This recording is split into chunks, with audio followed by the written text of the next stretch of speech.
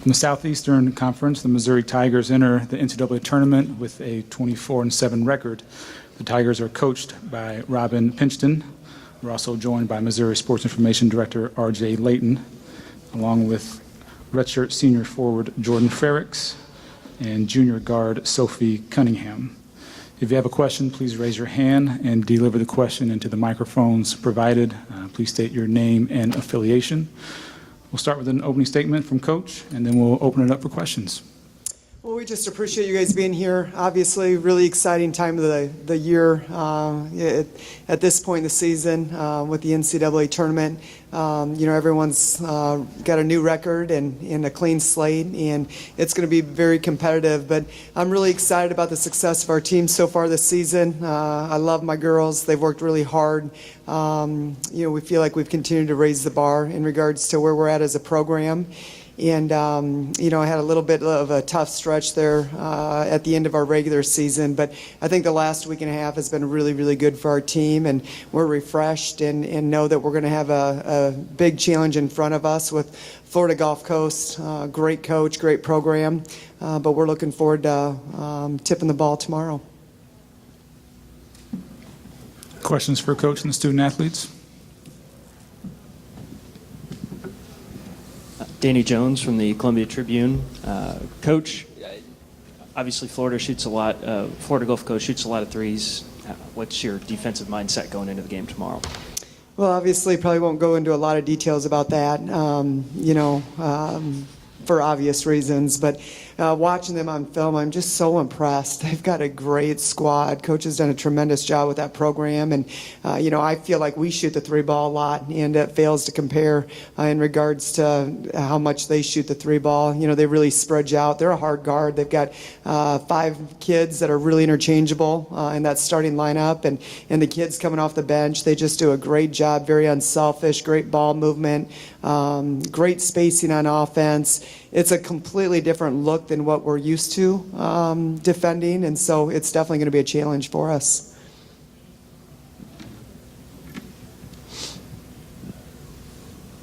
Hi, Tom Fitzgerald, San Francisco Chronicle. Sophie, when you shoot 47% of your threes, what is the opposition generally doing to try to stop that, and how do you counter what their moves are? Yeah, my teammates get me the ball when I need it. They set great screens for me, and I read my defense. But if they're taking away the three, then I'm going to try to get to the rim. And if they collapse on me, I'm going to dish it off to a teammate that's going to be wide open. So. Coach Do-Young Park, Naples Daily News. You mentioned that Florida Gulf Coast, their style is something you haven't really seen. Are there any opponents, from either this year or years past that they do kind of remind you of, or is this really kind of a new style for you?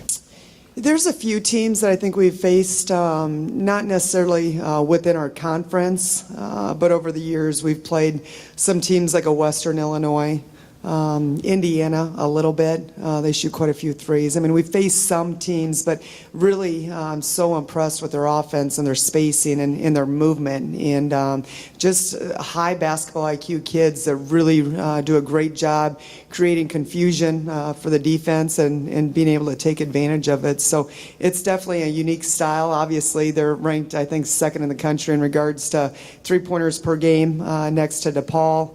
12 a game is quite a few, and so it's definitely a different style. Dana Caldwell, Naples Daily News and Fort Myers News Press. Robin, obviously it's a lower mid-major. I think it sounds like, and it looks like the nods up there, that you guys have respect for FGCU. Mm-hmm. But you're going to be physically much bigger. They do a pretty good job generally of offsetting size against larger programs. Mm-hmm. But, just your thoughts on that, on your kids. You can say the right things and everything, not overlooking a little mid-major, and kind of how FGCU is able to deal with taller teams and how you deal with a team that deals with taller teams. Well, I've got a lot of, I don't, mid-major, Power 5, it doesn't matter. This time of the year, the best of the best are in the NCAA tournament. And, I've got history being a coach of a mid-major team, and so I understand what that mindset looks like. But I think when it's the NCAA tournament, you're not looking at what conference they came from. And so just knowing how competitive it's going to be and how challenging it's going to be. They've got an incredible record there at Florida Gulf Coast. They've got some really big wins. We've got a common opponent in Kentucky, and they obviously beat them.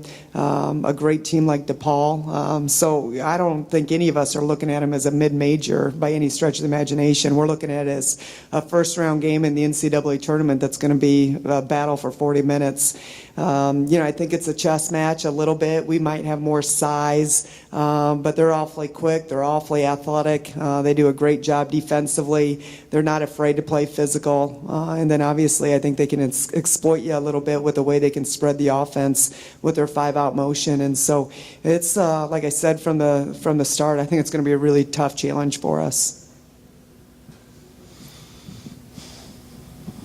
Alex Simon from the Summit. Sophie, obviously the last game was almost 2 weeks ago at this point, but Georgia defensively seemed to have a really good game plan against you guys.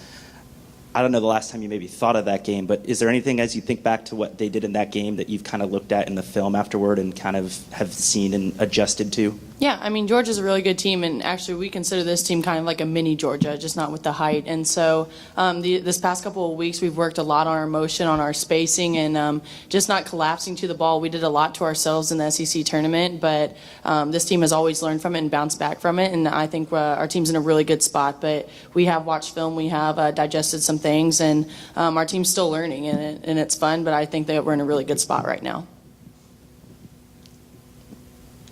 Tom Fitzgerald, San Francisco Chronicle. Jordan, your team ranks 15th in the country in rebound differential.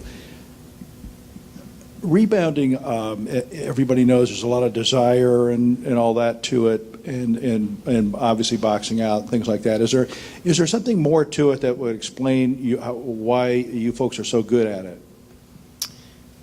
I would just say the emphasis that we put on it. Coach always tells us that we need to be out rebounding teams every game, and I think, like you said, the desire and the grit to go get the ball. I think to just have pride in wanting to go do that and executing it, I think, is just like our game plan. But just emphasizing that that's a big part of the game is what we try to do. Danny Jones again. Jordan, that Texas A&M game seems like a long time ago now, but for the team in general, you had a long winning streak going into that, and then that kind of set off a rough stretch. Did that game kind of take some of the wind out of the sails when you look in hindsight? What did that game kind of do for this team?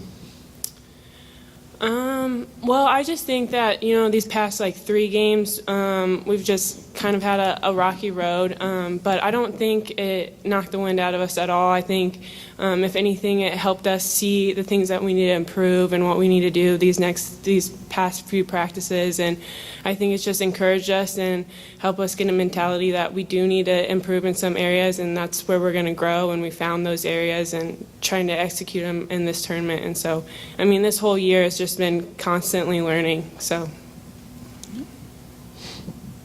Coach Alex Simon with the Summit again. It seems like, as consistent as Sophie is, the very few times that maybe she doesn't shoot the ball as well, she seems to be able to respond in the very next game with a really big game. Is that something that, as you've watched her grow over the couple years with you, you've seen her develop a good mindset in terms of how to wash off a bad game and be ready to come to the next one? I don't know that I can think of too many games that Sophie's had a bad game. I just think, what she does is so much bigger than her scoring and the way she impacts the game. She draws so much attention, and rightfully so, but probably one of the most unselfish players that you'll see play the game. I don't think she's driven by, I know she's not driven by how many points she has. She wants to help our team be successful in any way that she can. She's got great court vision.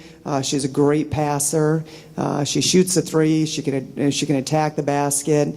She rebounds really well. I think she's a tough defender.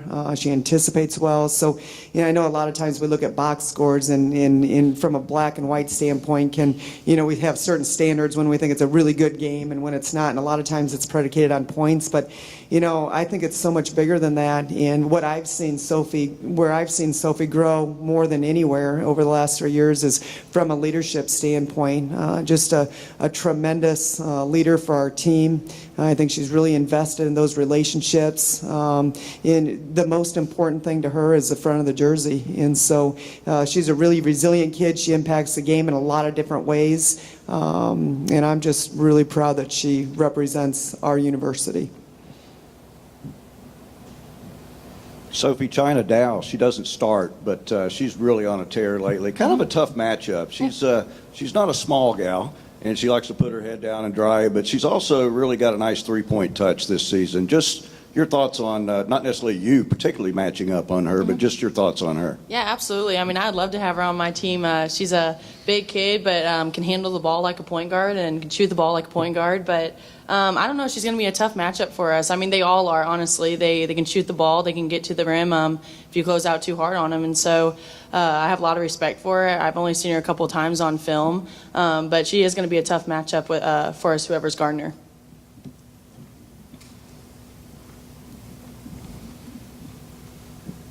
Jordan, just how much does it mean to be at this stage and to know that in your final run, if you don't lose this run, this can be, you go out on top like this. How much is it fun to be here as a senior?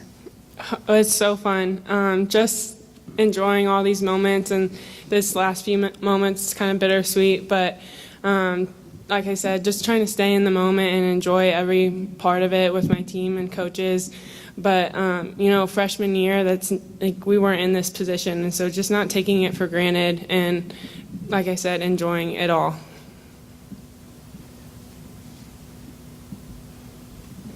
Coach, when you were a player and you started your coaching career at St. Ambrose, what did the NCAA tournament, the Division I tournament, kind of mean to you? What was it like as a player and a coach at that level? Well, you're trying to date me a little bit. I don't appreciate that.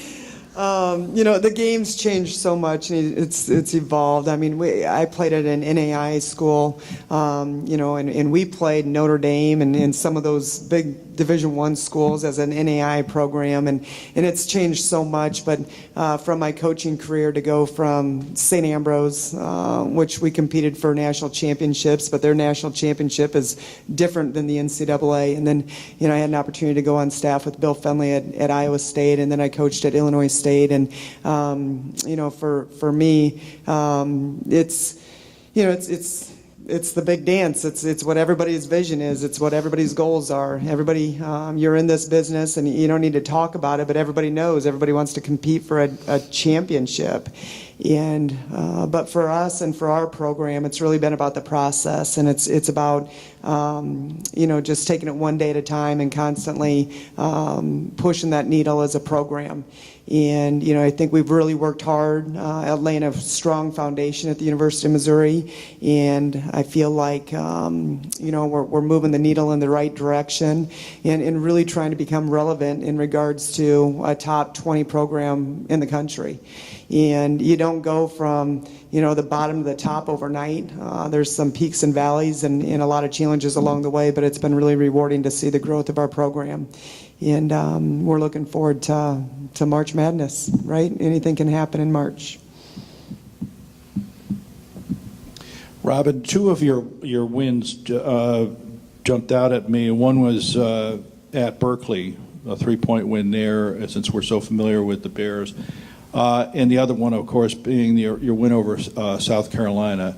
Could you describe how you were able to win those two games? What kind of games were they? And just give us a little bit of information about them.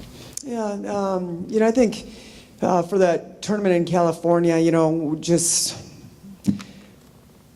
short turnaround between games, but we've got a lot of respect for Cal, and they're a great program, and we knew it was going to be a challenge. We knew it was going to be a physical game.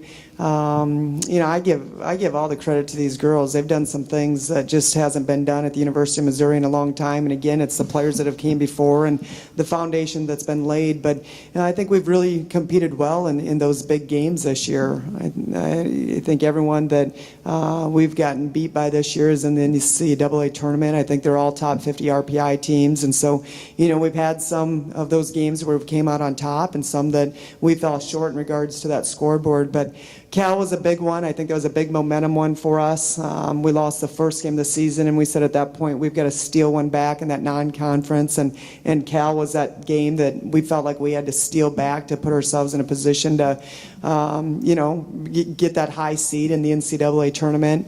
South Carolina, obviously a great program, and a team that we had beat the year before, and so we knew them coming back to our home court. They were going to be ready to go, but our kids really competed and played at a high level. I think playing those kind of teams on your home court is huge. The six-man environment, our community has been tremendous in the support that they've given us all year long, and so you want to play those games at home as much as possible. And certainly there is some, that's a special environment for us. So, we've had some that we've come out on the good side of the scoreboard, and some that we've lost. But playing in the SEC every night, it's a battle, and I think we've really had a successful year. Certainly, you want to get a few more wins as you go through the SEC conference, but I think we've competed at a high level all year long. Cheryl Coward, WhoFeet.com. Speaking of competing well in big games, you've never played Florida Gulf Coast or Gonzaga before. What are the challenges for you as a coach coming into the tournament, facing a team that you've never had to compete against before with you?